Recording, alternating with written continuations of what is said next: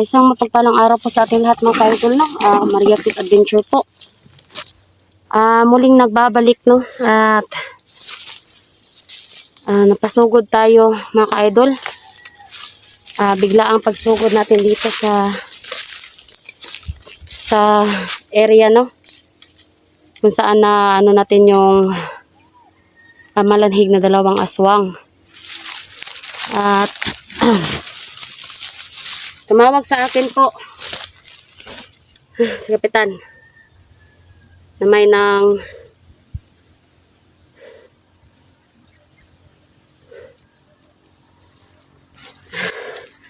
naka-ano naman daw po na aswang dito. So, natatakot po si Kapitan mga ka-idol kasi hindi lang daw isa yung aswang na nandito ngayon. Kaya nagmamadali tayong pumunta dito guys. At hindi na ako nag-intro doon sa papasok dito na area. Dahil medyo kabisado ko na po itong area ito guys, no. So, malas lang po ng mga aswang na pumasok dito. Dahil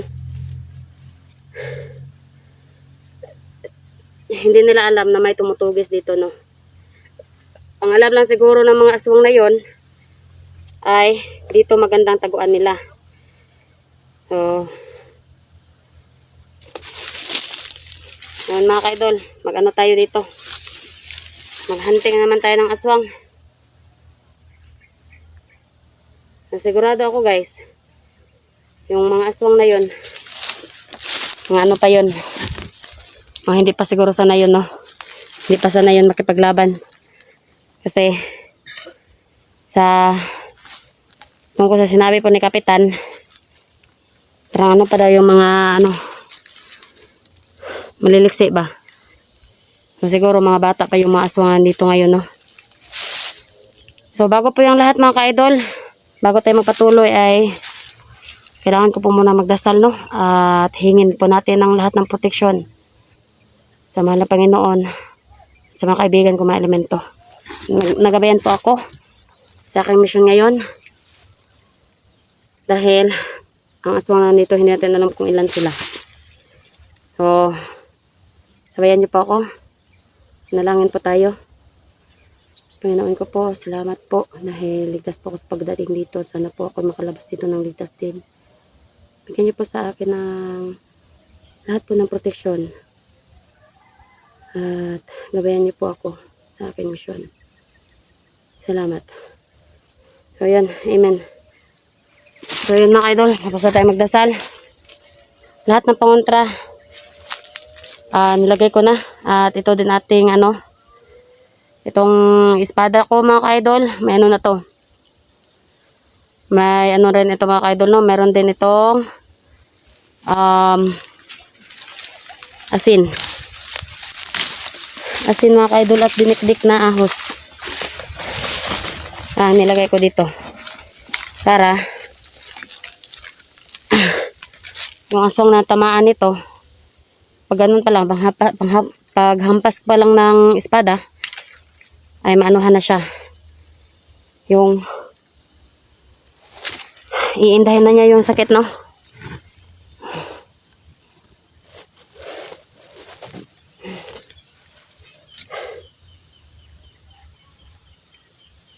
Ano ko dito guys kasi napaka init.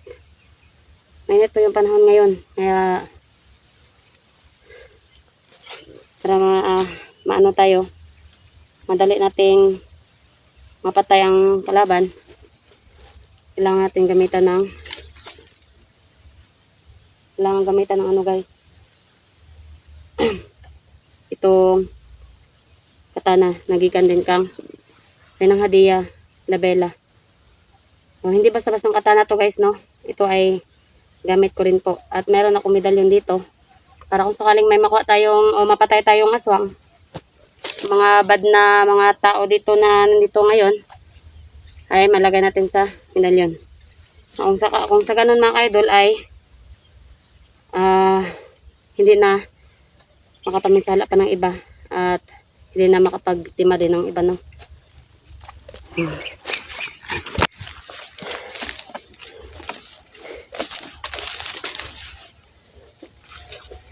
So, bago pala mga ka-idol ako mag-ano dito kasi wala pang Wala pa tayo nakitang aswang dito, no? So, may ano lang ako sa inyo mga ka-idol. Please po, tulungan niyo po ang ating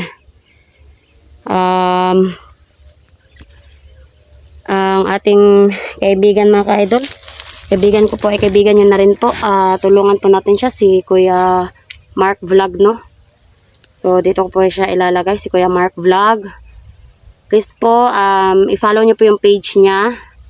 At pakisubscribe na din po yung kanyang YouTube channel. Malaking tulong po yan sa amin mga ka-idol, si Kuya Mark Vlog. Shoutout din po kay Ma'am Ara Carlos. Siya po yung mama ng sinasabi ko pong si Kuya Mark Vlog. May sarili po silang yung printing mga ka-idol. Sila din po yung gumawa ng mga long sleeve namin na yung sa mga hunters halos. So galing po sa kanila. At may paraffle din po sila, kaya please mga ka-idol, tulungan nyo po kami para yung mga hunters na mga ka-idol, may free sticker. At kayo din po, sana mabigyan din po namin ng mga sticker po namin, no? So, yun lang po mga ka-idol. Tsaka shoutout din po kang Sir Eddie Aguinaldo, kay Ma'am Sara Manlawi, kay John Aquino. Yung iba mga ka-idol, hindi ko pa na ilagay ko lang dito sa screen yung nagpa-shoutout sa akin. Kasi hindi ko na maisa-isa. Kasi itong pagpunta ko dito, madalian kasi ito madali ang mission.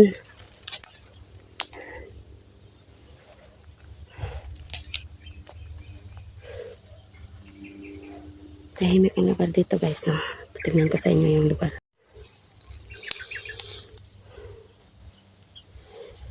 Yan tahimik Sobrang tahimik na.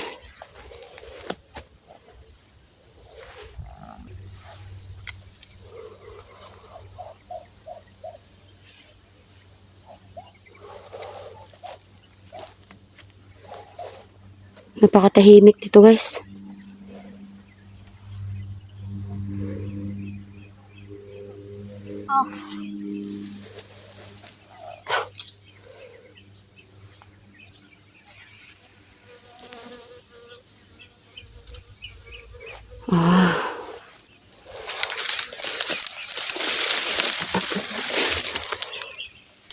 Ayan.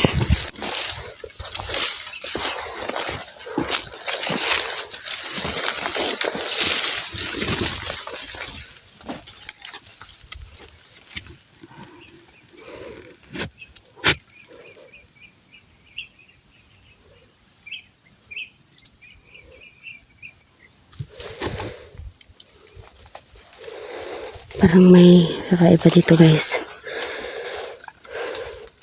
Ito ang tinuturo ng aking medalyon.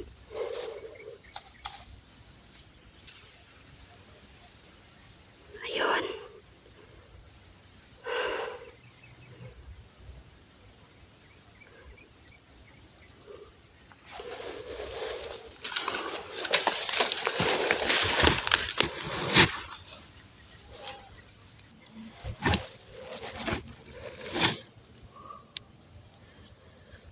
Hindi masyadong maano guys kasi nandyan lang siya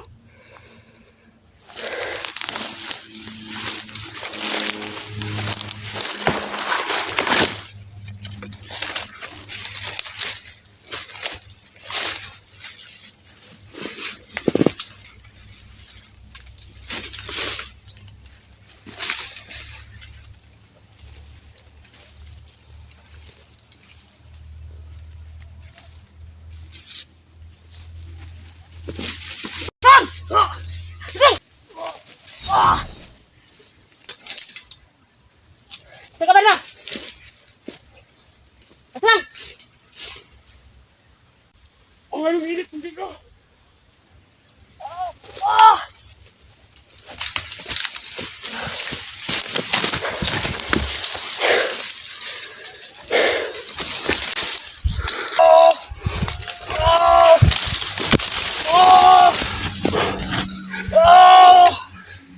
Yun yung aswang guys na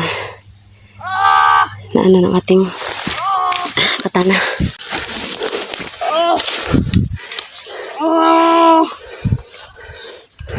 Dos ang samad, no? Ah. Unsa ba kang klase ng aswang? Ah. Aswang! Ah. Ah. Iniinda niya yung sakit niya. Ah. Yan, oh. Ah. Ah. Di pa man gihapon kakapayo ana imong samad kay ang imong laway. Aswang! Ah.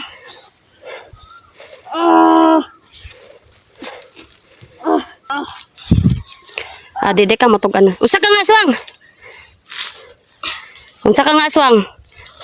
Orasyon laban sa aswang. Di kami anak ko. Oh.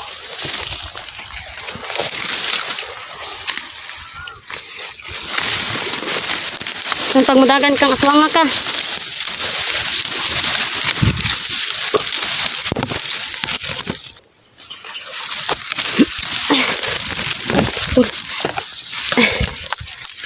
Dili pag sa ko kunin ko anong aswangan ni.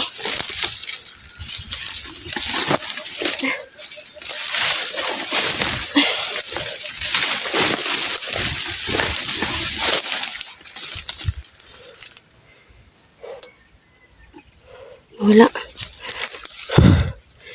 Wala ang aswang. Totoo nga guys. Hindi niya sinabi sa akin kanong klase siyang aswang. Pero, naano naman natin siya, no? Nasugatan ng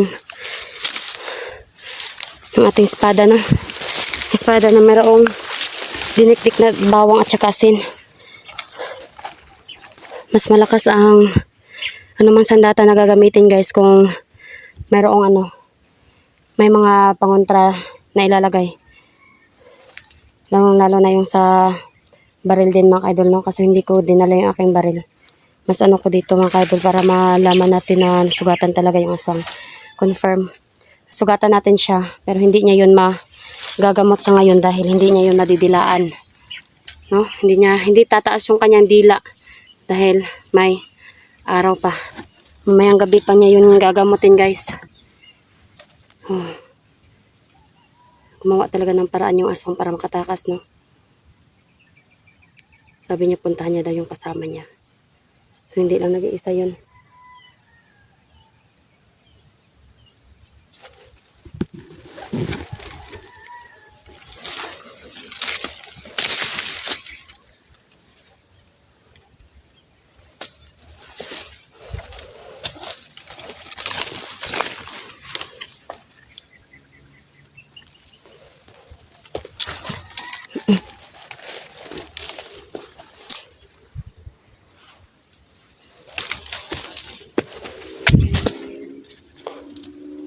Saan naman to?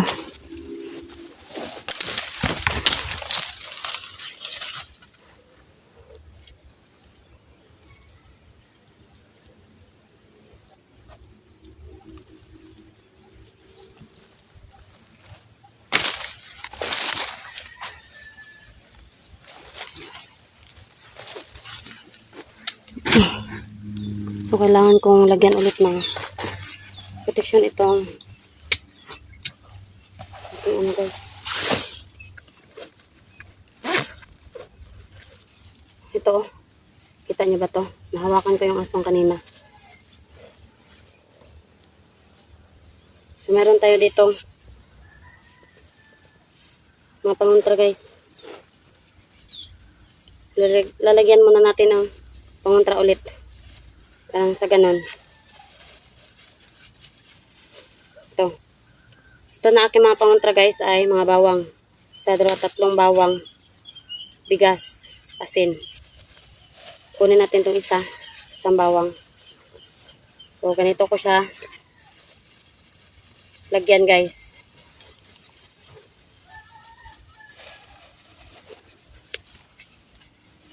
Ganito ko siya ilagay.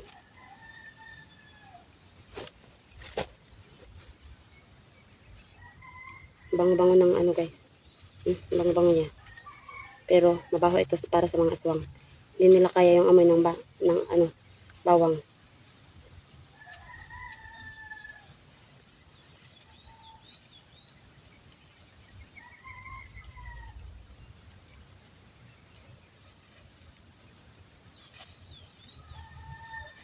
maamoy nila ito. Isugatan man sila. Check. Sa pool. Sa pool yung sugat nila guys. Tagal gumaling yun. Pero maanuhan man nila ng laway nila. Ito. Sin. Sin guys. Ito yung ating mga pangontra ha. Nilagay ko na lang ito sa plastic guys. So, ganun na lang talaga ako. Gumawa na lang talaga ako ng paraan para magkaroon ng ano.